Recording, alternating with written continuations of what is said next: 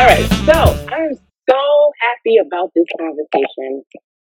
Not because of the actual topic, more so because you're such a great friend to me, and I have an opportunity to share my platform with you.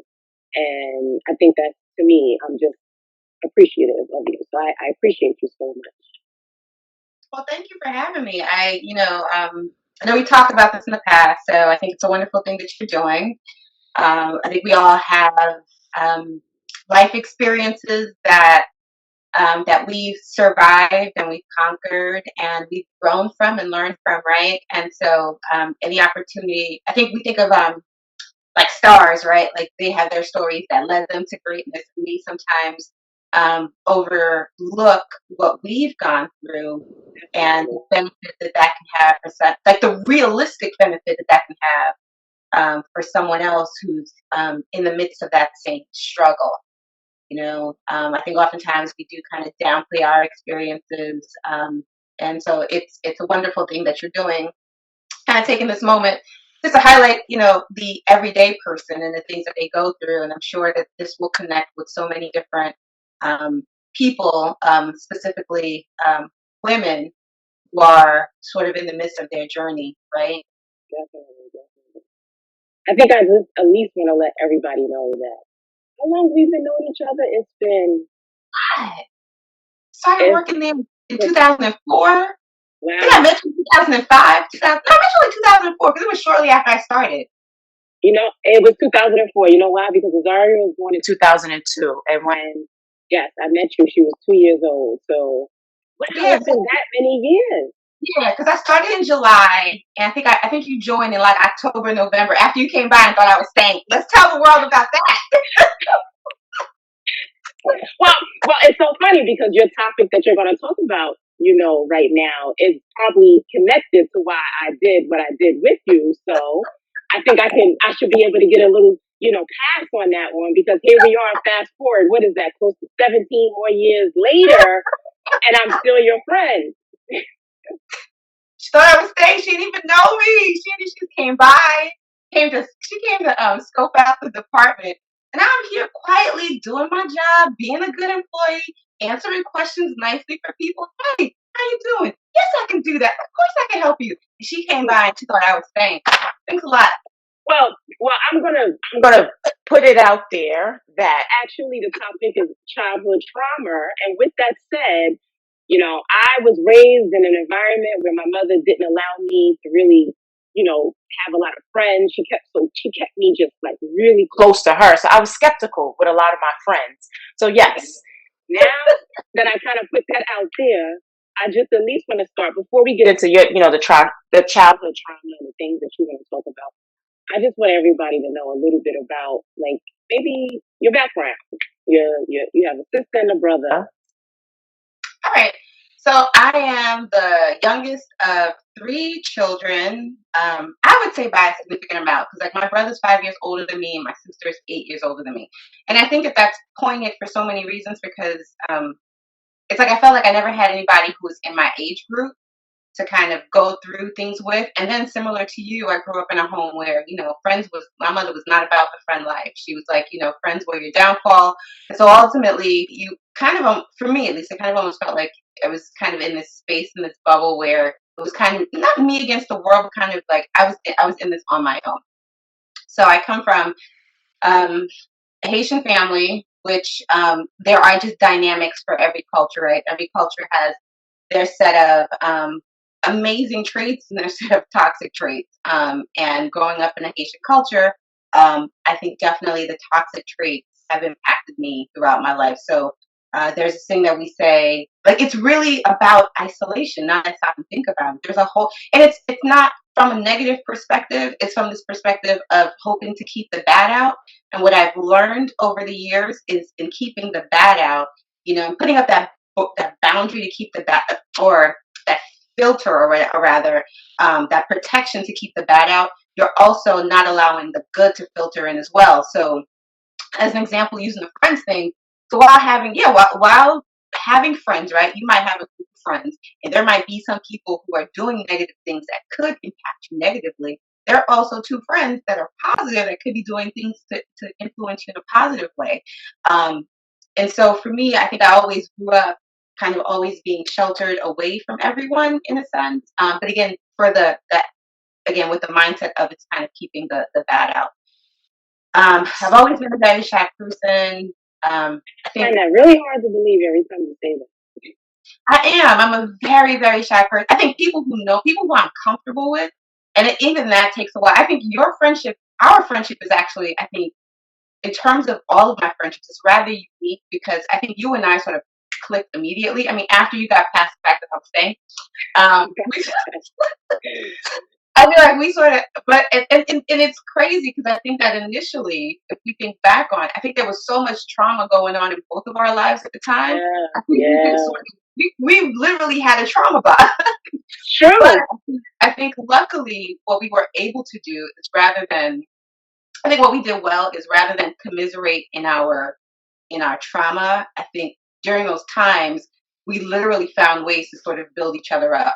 True. Kind of like, True. okay, you know, I remember because you used to say this all the time. We're not going to have a pity party. So it was like we felt like the second, I think realistically, if you think back, we did. We had a true trauma bond. We were both Yeah, dealing with such traumatic things in our lives at the time that I think we instantly connected, and then that sort of flourished into something um, richer and deeper, and I think more of like a sister type connection versus just coworkers. yeah. Um, And we both had issues with trust.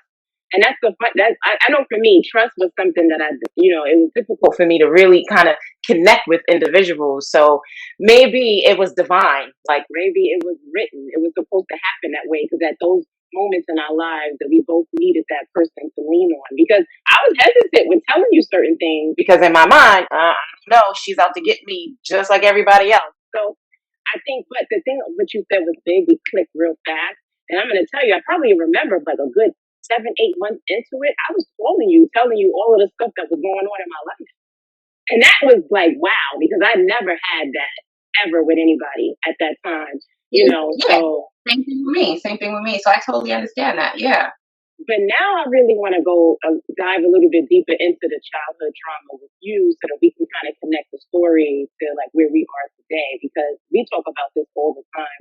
The first 18 years of your life impact Hmm. who you are and who you become and how you move in life. So I really want to know. I know you told me about your brother and your sister, but what was it like? Give me some memories of when you were a young girl growing up. Because did you God, no, we've been knowing each other for many years. I do know you were born in Brooklyn, but I remember Hmm. you sharing a story with you stayed with your grandmother and your All right. so like what was the dynamic? All right. So my family is Haitian. Why did I say that with quotes? Like we're Haitian. We're not real Haitian. We're Haitian. No, we're Haitian. Um, but I was born here, and my siblings were born in Haiti. So back in the 70s, yay 70s babies, my mother came to the States from Haiti. She met a gentleman, they had a relationship, and she became pregnant, and she had me. So I was born here, but at the age of um, like 2, 3, I think she sent me to Haiti to live with my grandmother for about 3 years. And so that literally was the first time I met my brother and my sister. Um, it's culturally it's very different. Obviously, I was a very young child, so I don't really remember everything. But definitely, it's a very different experience. One of the things I do remember is there's definitely a focus on like the American, right? And that's such a there. It's almost like it's like such a good thing. But then on the flip side, they also too look at American children as being spoiled and lazy and a variety of different negative things. Um, so in that sense, I think that when it comes to me, my brother, my sister, and I, there's never been that sort of rift. But I think there's clearly a very different dynamic between them than that there is with me in terms of their work ethic. Um, um, Not that again, I'm not a lazy person. I just think there's also that perception of that. But in terms of trauma, some of the things that we've talked about, and and I talk about trauma with the I guess the caveat that I think things happen to us. Like one of the things I'm learning as I get older in my age now, I'm realizing that things happen, and yes, things happen and they affect you, but you also get to decide how you hold on to them, how you let them affect your life in the future. And that's not to say that if someone is in a space where they're sort of dealing through the pain of it, that they should just let it go. You just have to allow yourself to work through it, and ultimately you'll move on to the next phase. Because I think far too often we tell people to get over stuff, it's not that serious or whatever. And everybody's experience is their experience, their pain is their pain. You don't get to tell somebody when they need to be over how they feel. But also, too, on the same note, I think it's about allowing yourself to go through a particular experience and then figure out how that experience is going to impact and shape the rest of your life. So that said, so similar to you, like I said, I grew up being told not really to have friends, not really to trust people. So I've always been sort of this do it yourself, anybody that comes into my life, particularly when it comes to a love interest, my first question is like, what do you want? Like, what you trying to get from me?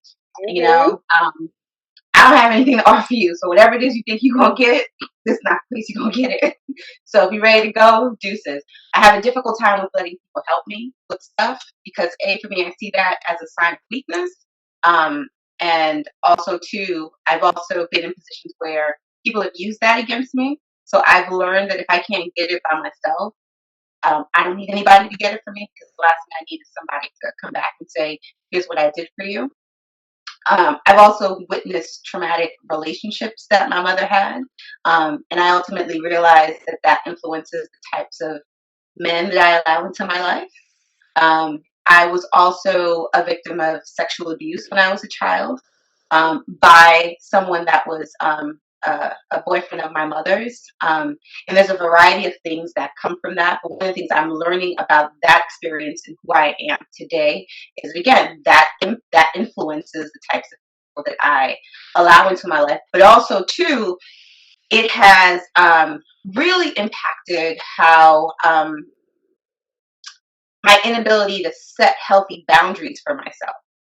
And also, too, my inability to trust my own feelings about something. And you can attest to this. Like, how many times have I called you, like, this happened?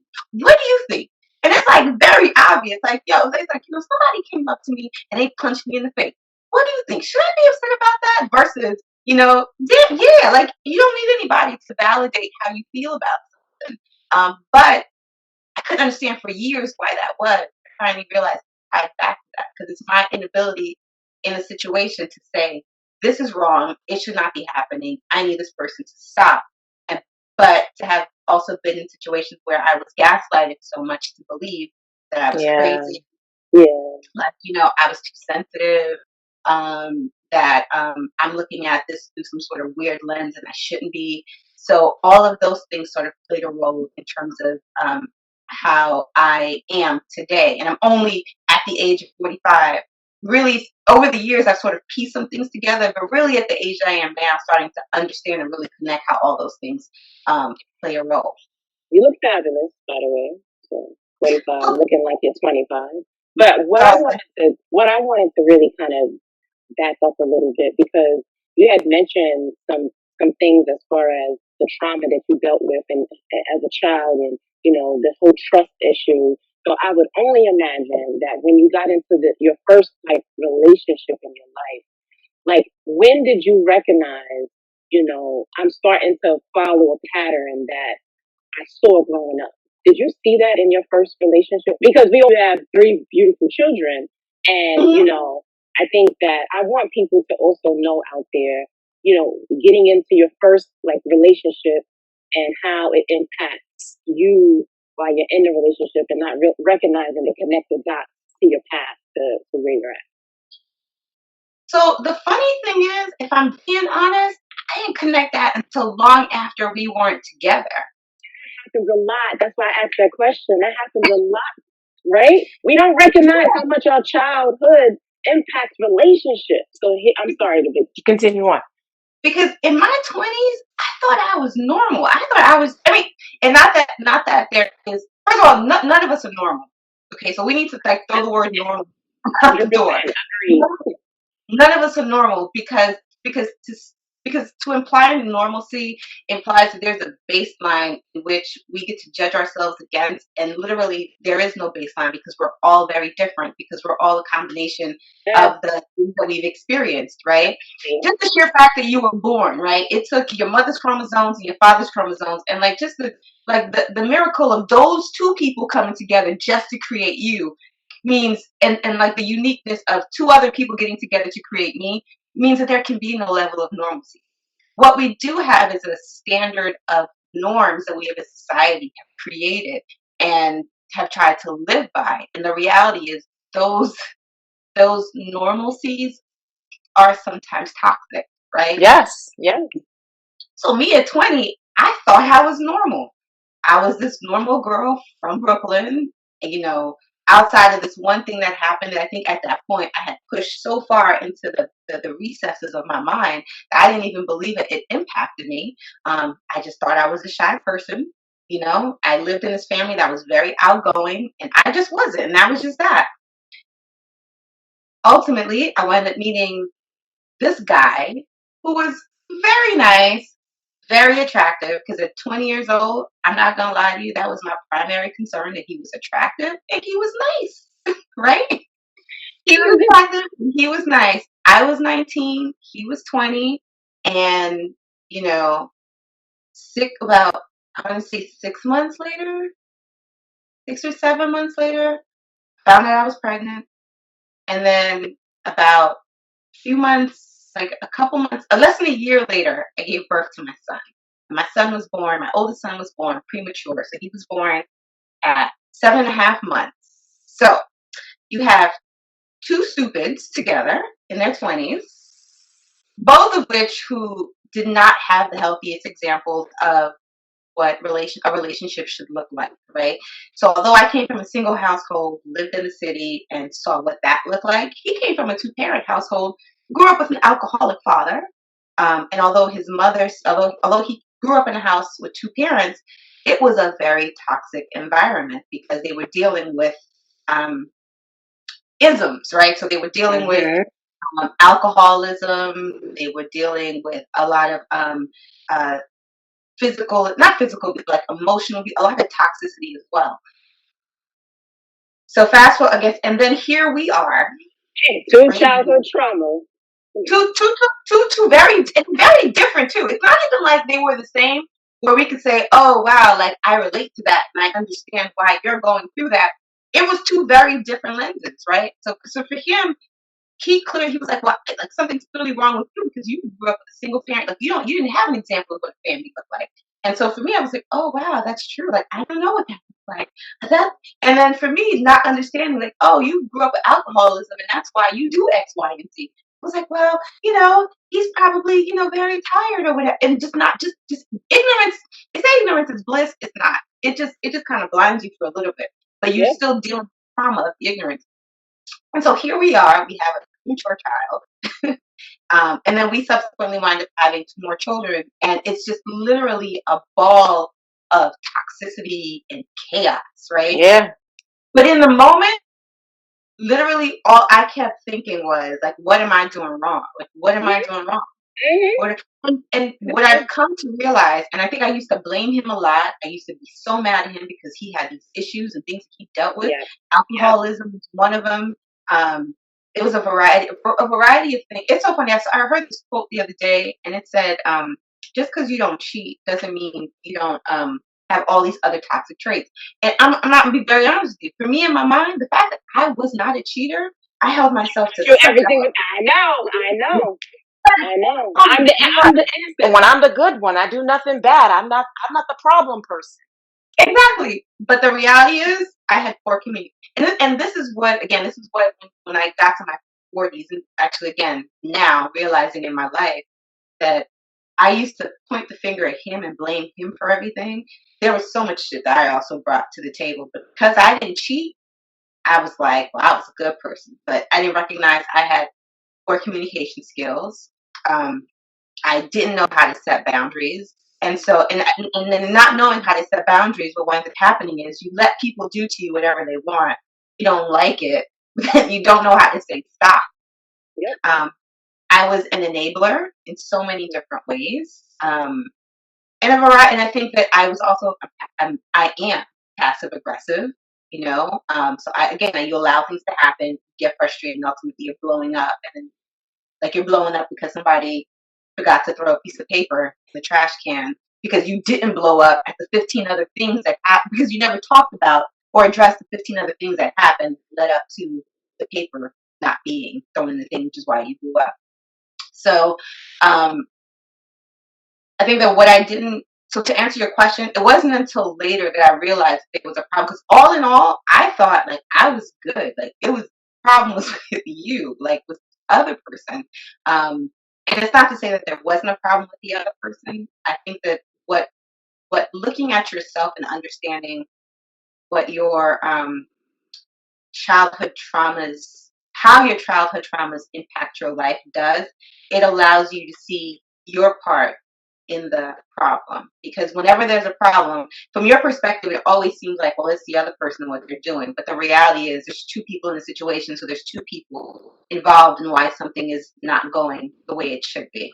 And I always tell myself that, especially like currently being in a relationship, if you bring two people together, you're bringing their habits, their past, and if you never start off a relationship with a foundation and understand that, your past is going to show up in this relationship. And did you ever have that talk with your mother that, hey, mommy, because I tell you, our kids nowadays can feel free to express how they feel about certain things that we have done with them. But I'm wondering, have you ever had that conversation with your mother? I think I have had certain conversations with this there's the problem is with me and my mother, there are things that she just will not talk about. Yeah, same here. She Same will not here. talk about. And I think, and like you said, I think for me that gets frustrating because what I try to do for myself and my kids is I think I've tried to create a space where they can talk about anything. Yeah. And Yeah. sometimes that's really uncomfortable for me. Hmm. But I think that comes from a space of not being able to do that. I want them to always know that they can have that platform. We and ultimately that even if we agree, we have to ultimately be able to agree to disagree. Because just because you may see something through one perspective and I may see it through another perspective, it doesn't mean I'm right and you're wrong, or you're right and I'm wrong. It just means we're two people and we just see things differently. Okay, so we have to be able to look at something and be able to agree to disagree. Um, I've never had that safe space with my mother. But again, one of the things I think once you get to be a certain age, I think for me, I stopped looking at the adults in my life as like these fallible people. Yeah. Yeah. I stopped looking at them as this, knowing all infallible. You ruined my life. Like it was you who did this to me. Yeah, we were also too brought up in our generation to believe that adults do everything, and Yeah.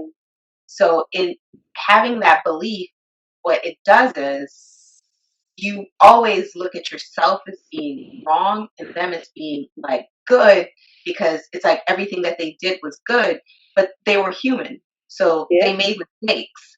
And part of those mistakes bled into my life, bled into who we are today. Yep. So I stopped looking at her as being infallible. And also, too, I've also started looking at her as a person who also had her own traumas that Childhood she traumas. carried from her childhood. Yeah. So where I used to be upset at the fact that, you know, I wish we had a better relationship and I wish that I could talk to you, she did what she could do and what she was aware of. Like there's a certain consciousness that I have about myself that she does not have about herself. And Yeah. she Isn't it? But understood. isn't that a blessing though? I always tell myself that I'm happy that I'm able to step outside and No, see my you're life right. for what it is Exactly. because my mother never had that opportunity. She But stayed. She I also stayed. think one of the things that people do is they judge them though on that. Like, why can't you see how you are? Because they just don't have it. And so the more Yeah. you keep expecting it, the more you're essentially setting yourself up to fail. Whatever for me, whatever. And this is just for me. This is how I choose to live my life. I'm not saying it's right or wrong for everybody. I think at some point though, I have to stop pointing the finger at her. Start realizing that like I need to work on the No, stuff. definitely. Because if she dies tomorrow, okay, what do I do? Do I can't no longer heal because she's not here to say yes, I did do that?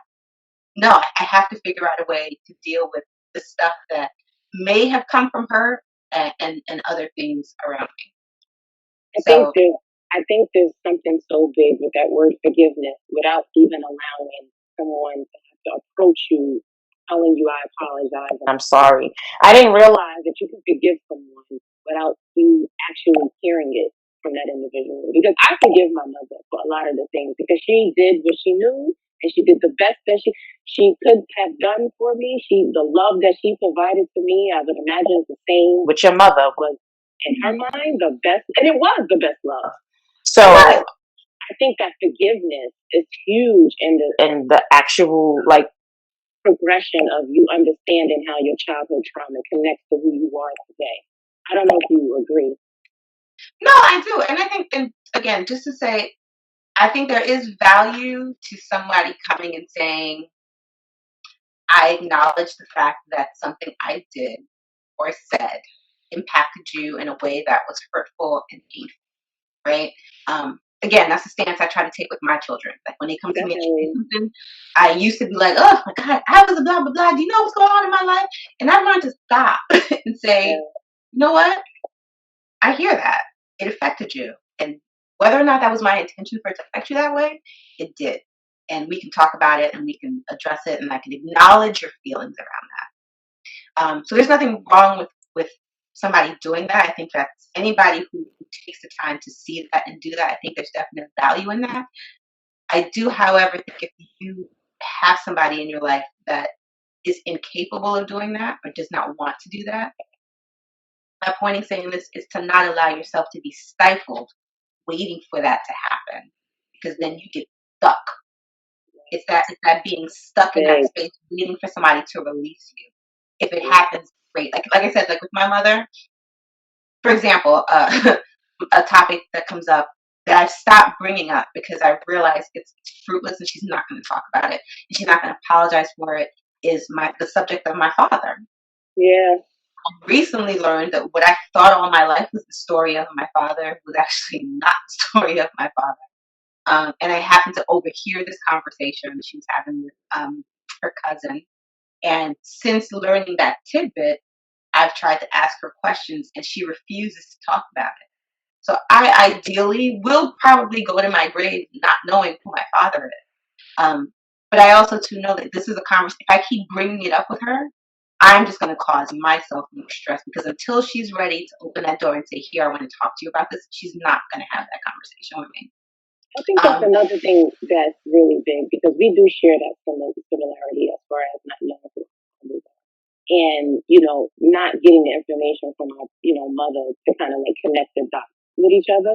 And I don't know if it was like a generational thing where, because you see the funny thing, you and I just said we're willing to open up and tell our kids and talk to our children, except if they want to come to us and approach us and ask us any questions about, when they were younger. But for us, it's a little, different. So I don't know, I think that it's just I guess when you get to a place in your life and you accept them for who you are, but that generation where they just hit everything and just pushed everything under the rug. Because I feel like I know so many people who have stories where it was almost that whole do as I say, don't ask me any questions, don't ask me why. So even growing up as a child for me, I felt like I would get in trouble if I asked about my father. So that right there by itself is just like wow when you sit back and think about it. When I used to ask her, she used to be, whenever I asked a question, her response was like, "Why are you asking me? Am I not enough? Yeah. Am I not enough?" And I spoke to, I remember talking to someone about it, and they were like, "Well, did you ever stop to think that this is probably traumatic for her? Like maybe something really traumatic happened." And for a very long time, I was like, "Well, wow, like was she raped or like maybe it was something Yeah. like that?" Yeah. And Did so she know? and then that would explain like why she was always so hard on me, like Yeah. Yeah. But then later on, I kind of find out, no, that was Did she know her father? huh? She Did she does know know her her? father. She does. She does. She did. And She grew up. she, yes. So, and it's funny because this past year I learned the story of her father. And like she was the child. Well, what is considered rape today, because my grandmother was 15, 16 Mm. when my grandfather, a married man well into his 40s, scooped her up and impregnated her. Yeah, crazy, right? He subsequently kidnapped her and took, because they lived in one village. He lived in another village, like 2 villages over. He scooped her up and took her to the village where he kept her at his house with his wife. It's crazy, right? No, I did not know this story at all. You never told So me. the men in my mother's family ultimately wind up finding her and bringing her back. And when she and it wasn't like he didn't, I won't say, this is not to minimize this, but basically they had a secret relationship, right? Every time he would come to their village, and this time she got pregnant and he scooped her up. So they brought her back. So she gives birth to my mother. Mind you, this is a married man, with, I think the woman had like 2 kids at the time, and he would come and pick up my mother during the summer months, and she would stay with him and his wife and their children. And she said the wife mistreated her, but then later on in life really said she saw her more like a daughter to her than her actual. It's like so weird. But I'm thinking, how uncomfortable is that whole dynamic for anyone, right? And then she said that and I don't know, my sister believes in this. I don't necessarily know how much credence I give it, but she said the lady did voodoo. So she had basically put a curse on my mother, saying that, I guess, like, no one in her bloodline, meaning I guess from my mother's bloodline, no women in my mother's, no one in her bloodline, meaning like her children, her children's children, so forth, would have any success in any aspect of their lives. Um, so it was, so my sister really believes this. And she's like, this is why this happens and that happens. And but, but can you imagine that though? Like to grow up in that sort Well, of like weird. well, when you share this story with me that I never heard before, I can only understand why your story became your story when you were a child. Although she felt like she was enough, but listening to her past, and then she brought children into the world. And Wow. she was also too, like, she was the oldest child, so there's expectations from like our culture when it comes to the oldest child, right? So she was the one that ultimately had to be. Remember, my grandmother had her when she was like 15, 16. So it's not like my grandmother was like a grown woman and had figured out her life and had kids. She was a child raising a child who she had to, and my mother's very strong willed, so she was the one that had to go and um, help financially support the family. Then that's how she wound up coming to America, because that was a way for her to, find work and be able to support. So she's always carried the weight of our family in Haiti on her shoulders. So when she says, what do you need to, like, I get that now. As a 10-year-old, I can understand why some other people, right, my friends had daddies and I did not.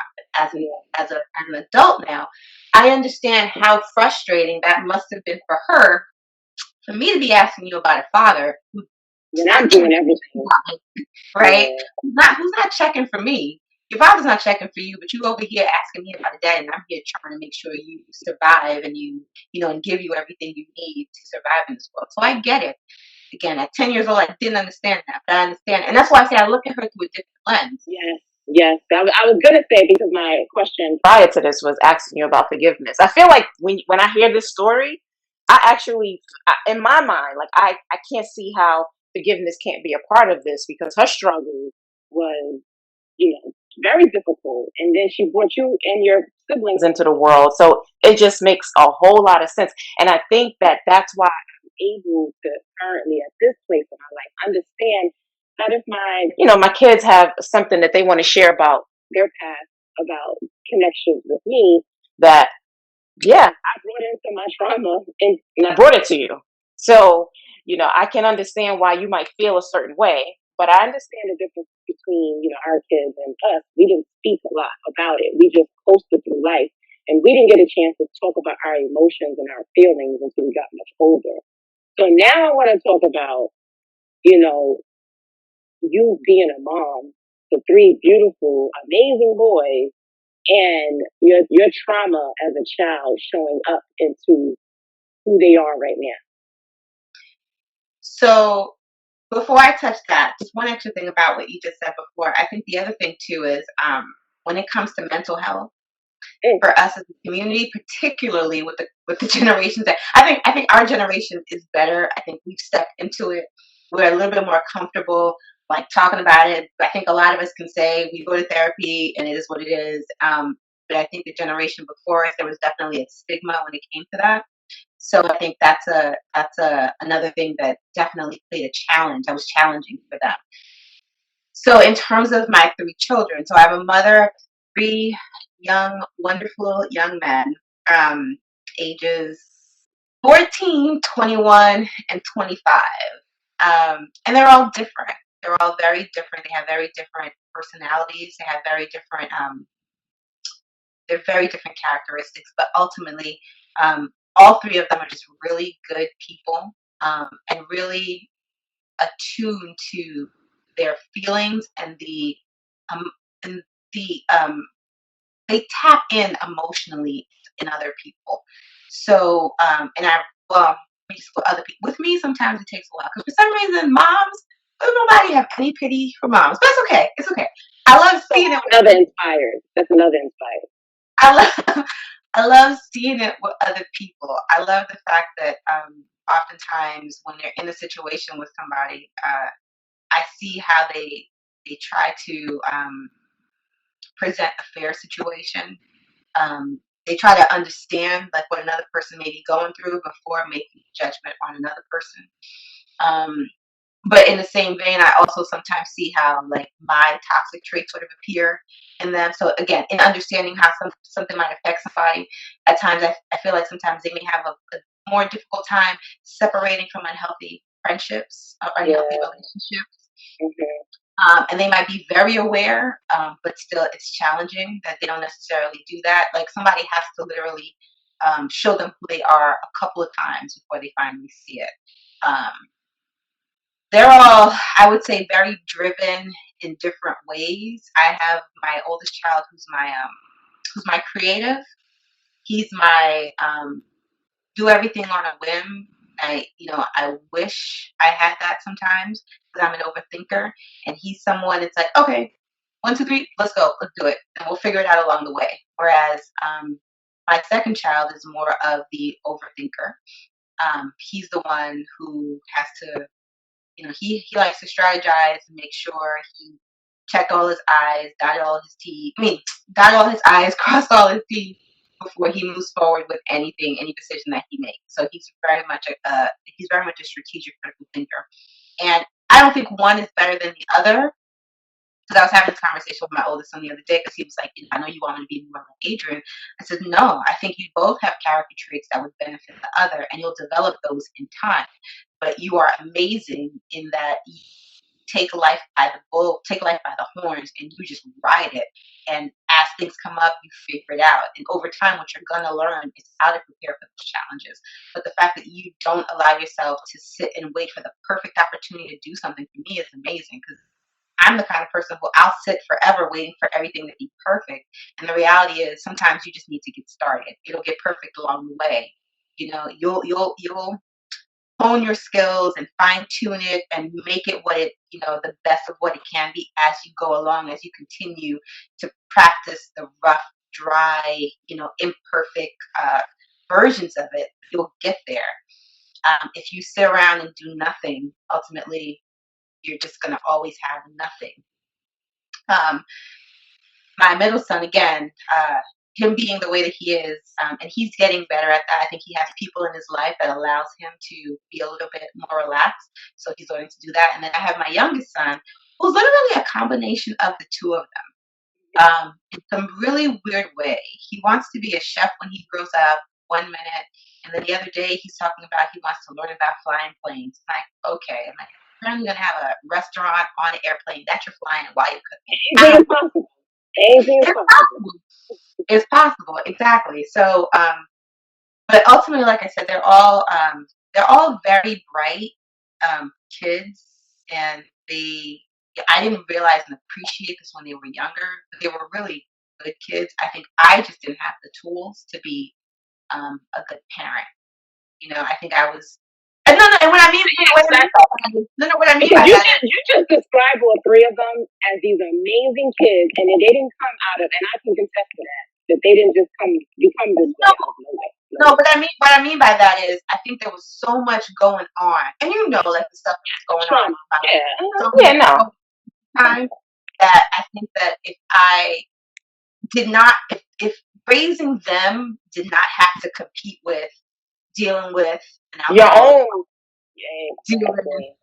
with the stress of how am I going to pay the bills in a way that's not just your usual how am I going to pay the bills, because there's like other stuff impacting that, in a way, if it didn't have to compete with like my own depression and anxiety, right?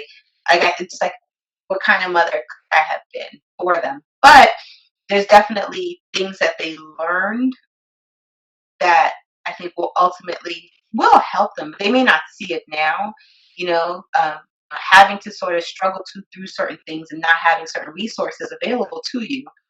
You become scrappy. You become you learn how to solve different problems, right? So I'm hoping those are things that, even though it wasn't perfect for them, I hope that the imperfections that they had growing up later will help them to uh, that those imperfections. I hope that they sharpen some skills for them that will help them as they proceed in their life journey.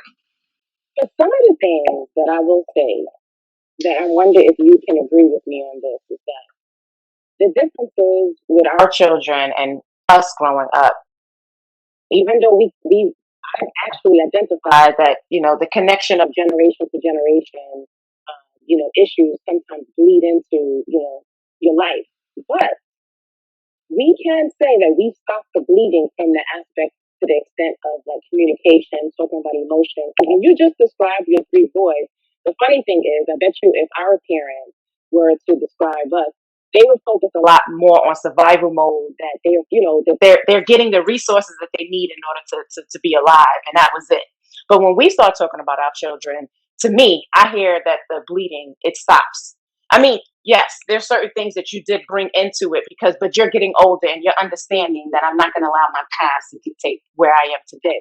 And I think that is a big difference because I don't know if you noticed that when you were talking about them, like you talked about emotions and communication and things like that. So I think some type of acknowledgement on your part, I want to be able to say you have stopped to the extent the things that was brought into your life growing up. Oh yeah, I think I have. I think that there's a lot of things that um I think there are a lot of things that I was able to kind of that probably did stop with me that they won't be bringing into their children's lives. Um, but again, and this maybe I'm not a pessimist. I think I'm just more of a realist. But I also too have to acknowledge the fact that there are things that Real. I've probably opened up as All well. parents out there, I think everybody can say that. That is real. Right before we became parents, don't you and I always say this? We were little people trying to be accepted and to, be, in this world, find our place. And then we became an adult. But that is like, it continued on that we're looking for, making sure that you're still figuring out who you are, raising children. I mean, I think that that's something that needs to be said because a lot of times we so often, either we're focusing on our parents and what they did to us, and we're not paying attention to, I brought some trauma in it. And it's because they were people, I'm a person, and my kids need to acknowledge that I'm a person as well, too. That will make mistakes. I will make mistakes. Exactly. So, I will never forget. Side note, I'll never forget. I think after I had Julian, we were leaving the hospital. I was like, "Yo, they don't let us leave like that." They won't let me. I was like, This "Hey, person take care." There's no instructions. There's no instructions. No pamphlet, no nothing. Not even a diagram. Nothing. You know what I did? I kid you not. Azaria came home 1 week later. I went to the hospital. I went to the emergency room. And they're like, what's going on? What happened? I said, something's wrong with her because she just won't stop crying. I don't know what it is, but something, I kid you not, I don't know if I ever shared that with you. I was like, something is wrong with her. And it just won't stop. I mean, that right there goes to show that there's no instructions to this book. And currently, still to this day, I'm still learning to be the best mom that I could be. So that's why I have it in my heart where I can give my mother some type of leeway, some room of forgiveness. Like, imagine, like, I used to say this to my kids when they were younger. Like, there's 3 of you. There's one of me. None of you came with an instruction manual. I'm trying to figure it out as I go along. And just so you know, what works for one is not going to work for this one. It's not going to work. It's going to be something. And I got to figure out what that thing is for each of you. And then you're going to hit another phase in your life, and it's going to shift, and I have to figure it out again. While I'm doing all of that, I'm also working on me. I'm also working on me. I'm also trying to think over our heads. I'm also trying to make sure you're fed, trying to make sure that you have what you need to succeed in your life. Like, come on. And the difference is we do it with open ears. We allow that moment that they want to discuss and say something about their feelings to us for us not to reject it. I'm not saying I did that for a very long time at the beginning. I didn't understand that. I didn't think that that was such a big deal. But as I got older and I recognized that my trauma comes from lack of communication, lack of, having emotions connecting to why certain things are going in, those directions.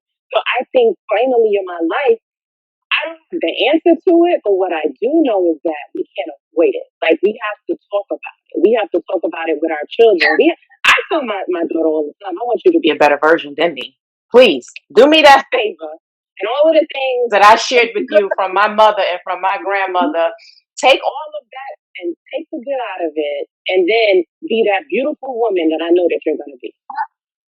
Take the good, learn from the bad, add some of yours to it, and like, go and blossom. Go and be the amazing person that you are destined to be. I tell them that all the time. Like, I get it. Like, yeah, there's stuff that I did wrong, and you are right about that. But we can't sit in 2003. We just can't. Yeah. We gotta move on. Take, look at what happened, figure out what was good, what you benefited from, take that, the bad, learn from it, add some of your amazingness to it, and go and go and flourish.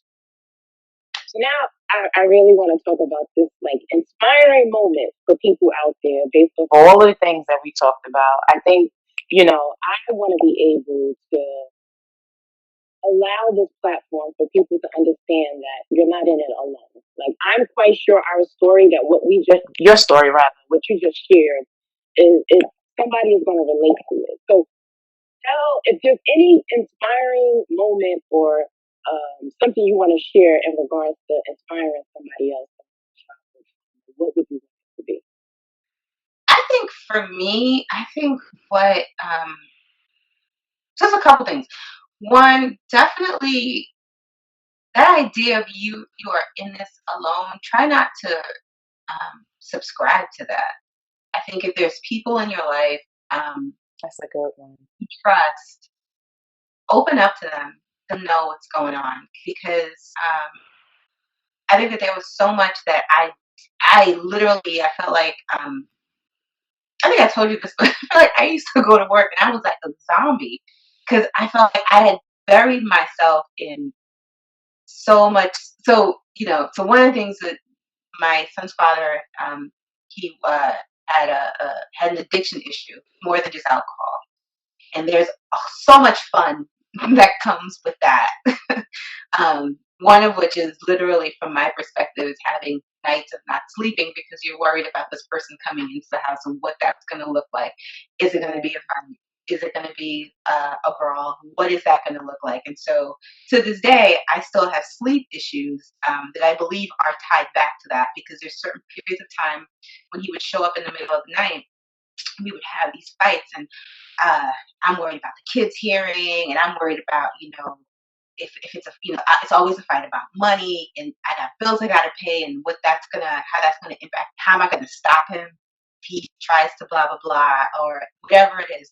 So, and it typically happened between the hours of 2 and like 4. So literally almost, and it still happens. I think the pandemic sort of exacerbated it. I'm up between 2 and 4. I can be knocked out and I'll wake up from like 2 to 4. I never talked to anyone about this. So I literally would go to work and I would be this zombie and I would mess up and like it affected me in so many different ways because I was so afraid I was so not afraid, I was embarrassed of that I had allowed myself to be in this, like that I was in this predicament. Like this was really my life. This was really my life because I had all these beautiful visions of what my life was going to be. I'd be traveling the world. I was going to be in my A game in terms of my career. I was going to be this amazing mom when I decided to have kids. But here I was, 20 something, and it's like, yo, I'm literally having an argument with somebody at 2 o'clock in the morning about money for drugs. Like, that's crazy. And I never spoke to anyone about it until years after. I think I shared it with like my sister, and I remember her saying like, "Why didn't you ever tell me what was going on?"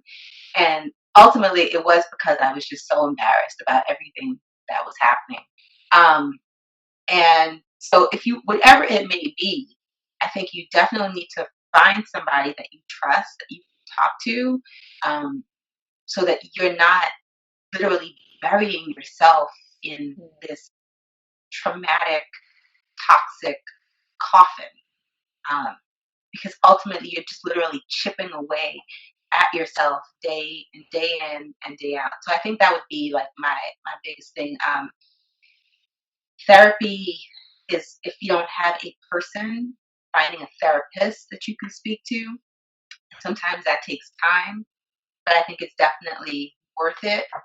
And just keep and also it's worth it to find a therapist that it's that understands kind of who you are and can speak to what you're dealing with and can help you navigate that. And sometimes your therapist looks like you, sometimes they don't. My therapist is a little old white lady. She gets it. Um, she's a little old white Jewish lady. She's in her 60s, and we talk, and I can be honest with her. I call her like once a week. I tell her I'm ready to run away. She goes, okay, can't do that. But what can we do? And we have that conversation. I've had black therapists, I've had black male therapists, and ultimately I think finding her, there's just a connection that we have. So find a therapist that works with you, Yes. that you connect with, and don't have a preconceived idea of what that therapist is supposed to look like, but really interview your therapist to make sure that they align with their their style and your needs are in alignment. Okay. And then what would be the last thing? Oh, the last thing is work on forgiving yourself because I think that's huge, particularly for Black women. We beat ourselves up because I feel like this trope of like being a strong Black woman, and you if your life doesn't in your eyes align and look like that. So as an example, if you are in an abusive relationship, right, that kind of goes against you being a strong Black woman. Forgive yourself because you're doing the best that you can in a particular point in your life where you're at. And I think we do this horrible thing where we beat ourselves up more than the rest of the world does because we get mired in shame. We don't allow ourselves to just be. My therapist actually told me this the other day, and she was like, because I was explaining to her about situation with this relationship, and I kept telling her, like, I don't understand, like, why I still keep going back to this relationship, right? And she goes, because um, there's a need that it fills for you. And even though you can recognize that all these other things are not right, but you have to acknowledge that there is a need that you have, and this relationship fills that need for you, even though it doesn't look the way you want it to look. And even though and so just allow yourself some grace, just forgive yourself enough to say that I have this need and this one thing fills it before you beat yourself up. Like you're not as bad a person as you believe that you are. You're human. This is a natural human need. This particular relationship fills that. And so just learn to forgive yourself. We're human. We're not perfect and we're not meant to be perfect. We can forgive our kids, we can forgive our parents, we can forgive our spouses, we can forgive friends. When it comes to forgiving ourselves, we have a very hard time doing that. And the world also too doesn't make it easy for us to forgive ourselves. So you have to learn to forgive yourself. And then the last thing is to just and you say this all the time, to find time to do stuff for yourself to make yourself happy. because the only way you can take care of everyone else that you need to take care of is if they're getting what they get from your overflow. So if your cup is empty, ain't nobody getting nothing out of it, right? They need to be collecting from your overflow, which means you got to fill yourself up to the brim so that it then begins to overflow out of the cup so that they can then begin to benefit from what you bring into their lives. So, and whatever that may be, that might just be like for some people, it's going and getting their nails done, it's getting your hair done, reading a book, going and seeing a movie, going and getting a massage, whatever that may be, but just making sure that you do find time. And it could just be something as simple as, you just get to go for a walk for a little bit, just to be by yourself in your room for like 5 or 10 minutes when nobody's bothering you. But you don't have to hear, Mommy, what's for dinner? Just whatever. It doesn't have to be some huge, elaborate thing. It could just be little things that you make sure that you build into your day to work on building yourself up and revitalizing yourself. If you're someone who works, and I get it, like we're all career minded and we all want to go up, grow in our careers, make sure you take time to take your vacation. Make sure you take your vacation, take the time off to just disconnect and relax. And particularly during the pandemic, like we're all hyper connected and like probably working more than we've ever worked in our lives, right? Because the computer's always on, you're logging in at random times. Finish this project real quick at 9 o'clock in the morning or 6 o'clock in the morning when you wake up. Learn to disconnect from work and just like take time to just again relax and just do something for yourself. Because we're literally, as Black women, it's like because we're taught to be so strong that we don't ever think that we're supposed to do these things for ourselves. And then oftentimes some people look at you and go, oh, well, you got time to do that. No, you need to make the time to do it because you need to. You need to make your wellness a priority. That's the only way you can be the person you need to be for everyone else. My childhood trauma doesn't define me because my childhood trauma doesn't define me because I get to decide how my story ends. I write the next chapters of my story. It impacts me. But it doesn't define me. Childhood trauma resurfaces as my childhood trauma is resurfaced as my inabilities to set healthy boundaries, my inability to say no. They resurface as what I like to refer to as the people pleasing bitch in my head. They surface as my inability to trust my own feelings. When my childhood trauma surfaces, So when my childhood traumas surface, I tend to pull back from relationships. I tend to find myself being more solitary. I tend to overthink things. And I tend to doubt my own ability to make certain decisions, I have difficulty trusting myself. Mm-hmm. So what would the adult Sandra tell the child Sandra? So let's see. It's that it's for starters, it's gonna be okay. But I think what the younger version of me really needed to hear was that she was enough. She was enough. She was beautiful. I was dark skinned, so I got teased for being dark skinned my whole life. I'm obviously still dark skinned. I didn't become lighter. But I got teased for that. I got teased for being dark skinned. I got teased for being Haitian. And because I was by myself in my age group, right? I always felt alone, and when I went home and told my mother, it was just like, "What you like? Get over it." So I think she really needed to hear that she was beautiful, and that she was an amazing person, and that she was smart, and that she was funny, and that that I hear what she went through.